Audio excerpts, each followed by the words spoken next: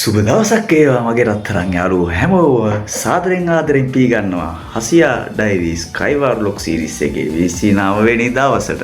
ඒ කියන්නේ අන්තිම දවසට කාලින් දවස.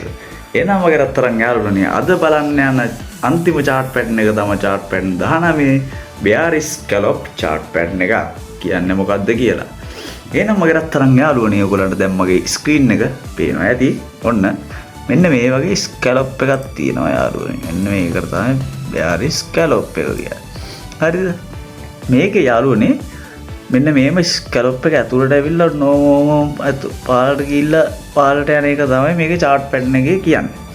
හැබැයි අපි මේක රීටෙස්ට් එකක් ගන්න නම් යාළුවනේ මෙන්න මේක පාස් මාකට් එක මෙන්න මේම ඩවුන් වෙවි මෙන්න මේම ඇවිල්ලා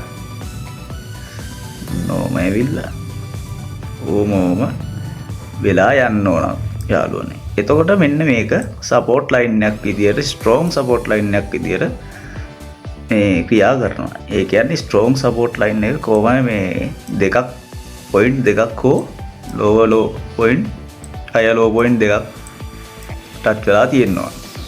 හරිද?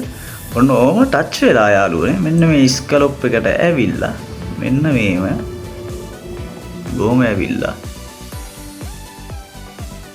අපි දැන් යාළුවනේ මෙන්න මේ මෙතනින් ස්ට්‍රෝං සපෝට් ලයින් එකක් ගන්නවා යාළුවෝ. අන්න ඕක මේ ස්කැලොප් එකෙන් බ්‍රේක් වෙන තැනින් මෙන්න මෙතනින් මේව පල්ලෙහාට ඇවිල්ලා ආපහු උඩට ගිහිල්ලා ස්කැලොප් එකේ වැදිලා මෙන්න මෙතනින් අපිට එන්ට්‍රි එක ගන්න පුළුවන්.